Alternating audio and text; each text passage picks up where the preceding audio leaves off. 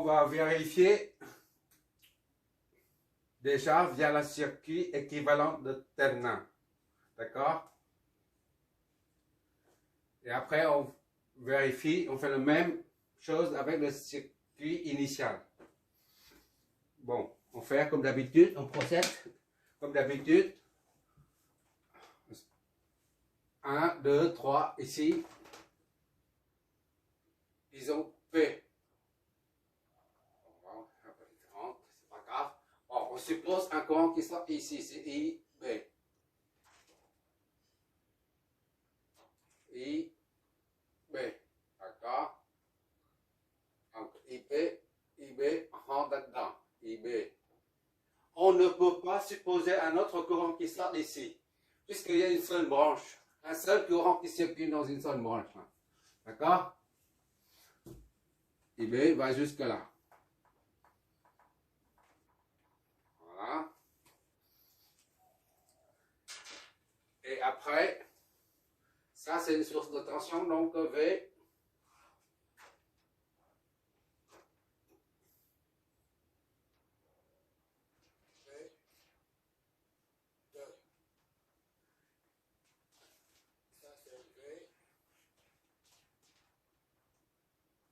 P1.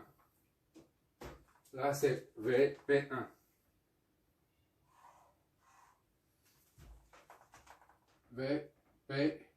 V1, 3. VP1, V. Et là, ici, c'est V. Ou là, c'est la même chose. 3, 2. Bon, on doit trouver IB. Comme d'habitude. Ici, le plus simple, c'est d'utiliser la loi des mailles.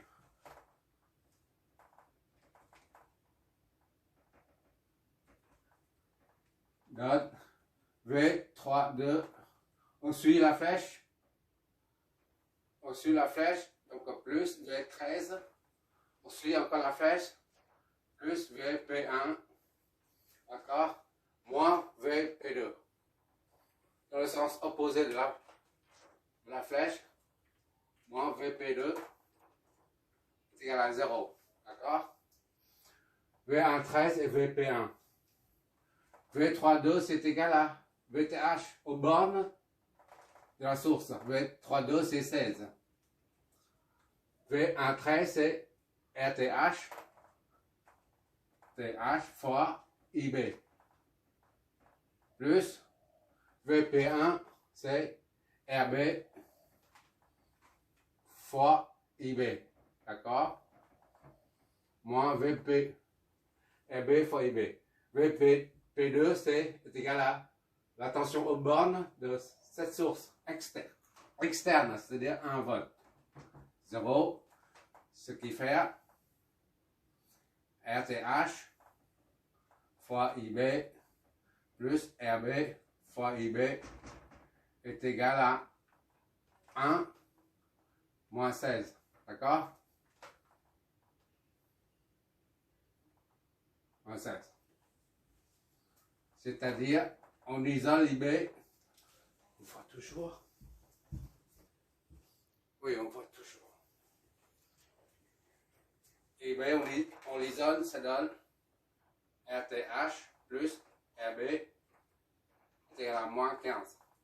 Soit IB est égal à moins 15 divisé par RTH plus RB.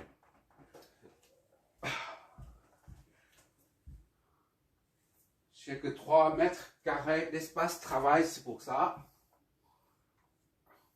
IB est égal à moins 15 divisé par RTH, c'est combien? RTH est 8.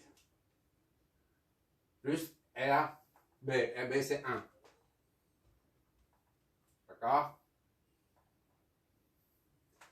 IB est égal à moins 15 sur 9 ampères. Voilà. On va l'entourer. Ça, c'est le courant qu'on a injecté dans le circuit équivalent de terminal. Comme on dit, comme ça veut dire ce que ça veut dire, équivalent, ça c'est équivalent à ça. Donc si on injecte le même courant là-dedans, là, si ça, avec cette source, avec une source de 1 volt, on raccorde aux bornes et on retrouve le même courant, ça signifie que ça et ça sont équivalents. D'accord? Maintenant, deuxième.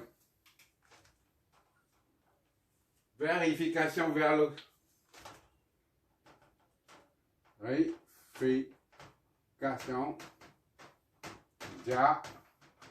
le circuit initial d'origine. C'est la même chose. Bon, prêt. Hop là. Bon, il suffit de redessiner ce circuit et puis raccorder à cette source via la résistance RB pour calculer RB.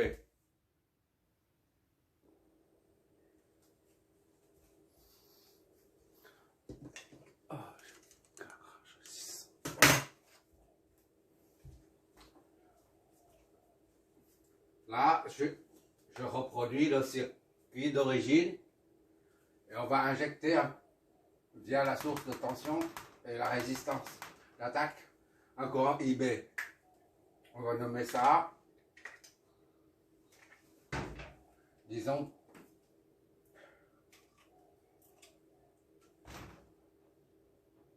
P. 1, 2. Ici c'est 3. D'accord? Ici c'est le même que 0. Ou le point 0. Voilà. On injecte un courant dedans, IB. IB. IB. Remarque ici, oui.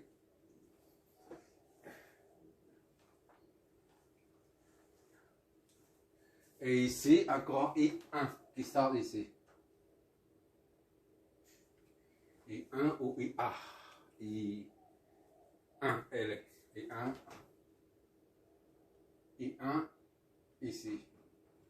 Les deux se joignent pour qu'il n'y ait pas de bouchon, un courant descend. I2. D'accord? Bon, on va flécher les flèches de tension. Ici, c'est V 3, 0 ou 3, 2, c'est la même chose. Ici, c'est une source de tension, les deux flèches dans le même sens. V, P, O. Ici,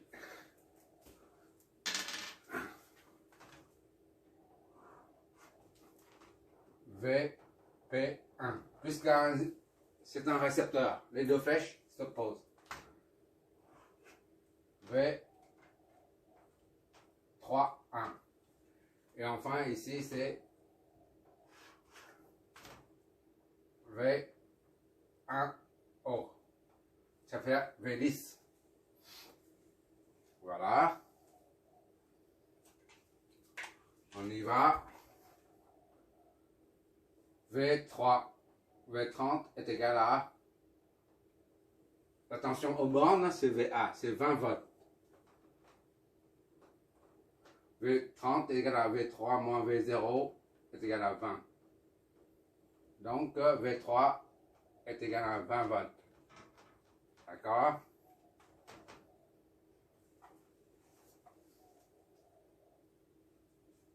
Idem.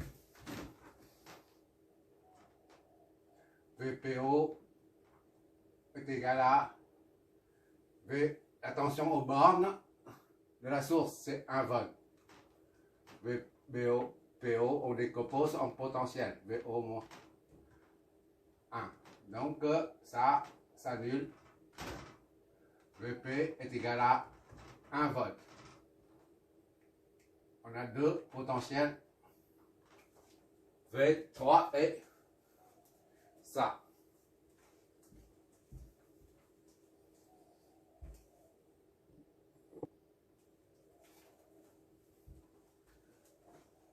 Qu'est-ce qu'il nous reste à faire? On fait ça. On applique la loi d'Ohm. V3,1 est égal à R1 fois I1. D'accord? V3 moins V1 est égal à R1 I1.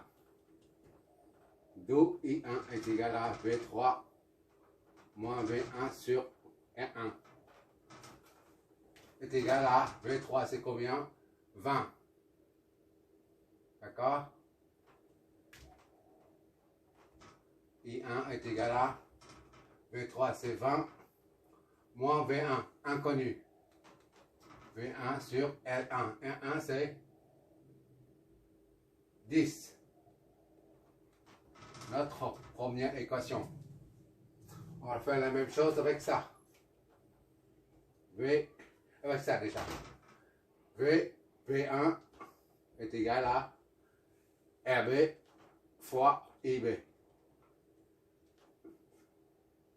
VP moins V1 est égal à RB fois IB. D'où IB est égal à VP moins V1 sur RB. IB est égal à VP, c'est 1 moins V1 sur RB. RB, c'est 1. IB est égal à 1 moins V1. Notre deuxième équation, d'accord? Troisième équation, c'est ça. On applique la loi d'Ohm au troisième récepteur. V10 est égal à R2 fois I2. V10 est égal à V1 moins V0. On décompose la tension en potentiel. R2, I2. I2 est égal à V1 moins V0 sur R2. Avec V0 est nul, on a I2 est égal à V1 moins 0 sur R2. R2 c'est 40. Soit I2 est égal à V1 sur 40. Notre troisième équation. Jusque là c'est classique. Maintenant, on applique la loi des nœuds ici. I1 plus I2 est égal à I2. Loi des nœuds. I1 plus IB est égal à I2. C'est-à-dire, I1 c'est ici. 20 moins V1 sur 10 plus IB c'est 1 moins V1 est égal à I2. V1 sur 40. D'accord? Maintenant, qu'est-ce que ça nous donne? 4. 40 sur 4 fois 20 moins V1 plus 40 fois 1 moins V1 est égal à V1. D'accord?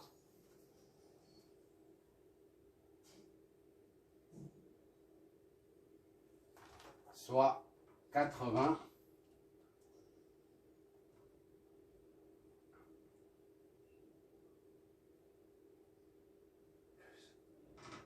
40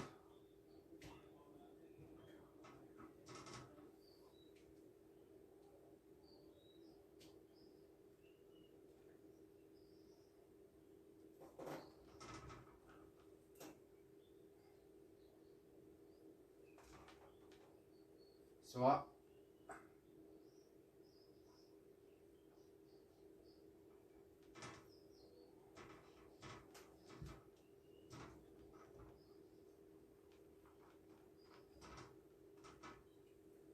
voilà.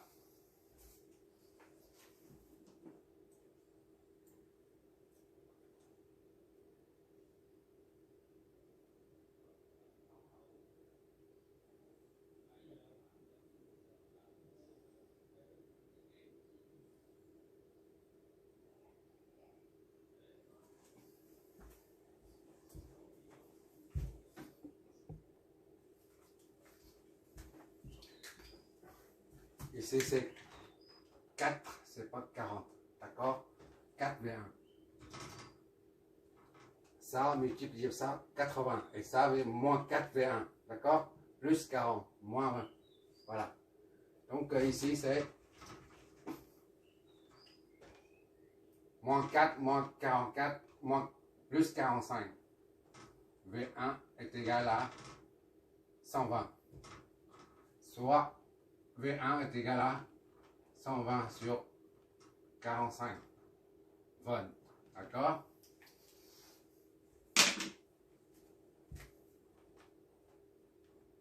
Voilà.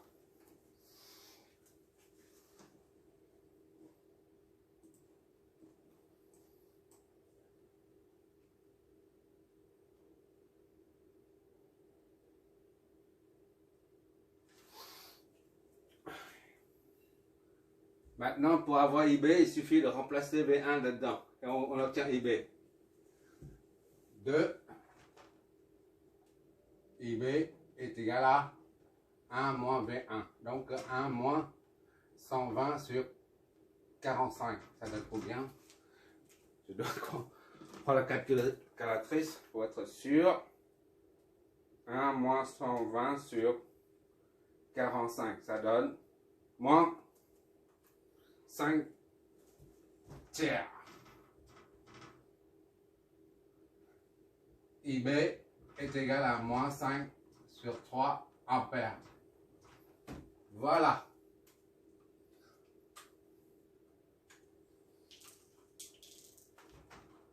C'est la même chose qu'ici. 15 sur ça, c'est divisé par 3, ça donne 5. Divisé par 3, 9, divisé par 3, ça donne 3. D'accord? Ça signifie quoi? Moins, c'est-à-dire, ici on a trouvé moins aussi. Moins, il faut changer le sens de la flèche. D'accord? Il va dans ce sens-là. Voilà, IB. D'accord? Et ici, c'est pareil. On change le sens de la flèche parce qu'on a trouvé moins IB. D'accord? Autrement dit, quand on branche, on injecte un courant, on dit on injecte, mais quand on raccorde le circuit d'origine à ce circuit-là, et bien le circuit d'origine fait circuler un courant IB vers la source externe. D'accord? Ici, c'est pareil. On a trouvé le même courant. Ça signifie que ça correspond bien à ce circuit équivalent de Thevenin, correspond bien au circuit d'origine. Tout simplement. D'accord? Il faut changer ça, c'est tout. Vu le signe moins, il faut inverser le sens du courant. Voilà. C'est ça qui permet de confirmer que ce circuit équivalent de Thevenin est bien équivalent à ce circuit-là. D'accord? C'est pas compliqué.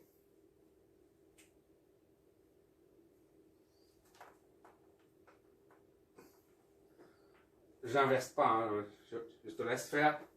Quand on voit un signe moins, c'est-à-dire qu'il faut inverser la supposition, le sens supposé dès le départ. Et ainsi que quand on inverse le sens du courant, il faut inverser aussi celui de la flèche de tension. Par contre, pour la source de tension, la flèche reste telle qu'elle. D'accord? Je récapitule, on a un circuit initial comme ça. On fait un calcul pour en déduire le circuit équivalent de Thevenin, qui correspond au circuit d'origine. D'accord? On l'a obtenu le circuit équivalent, il faut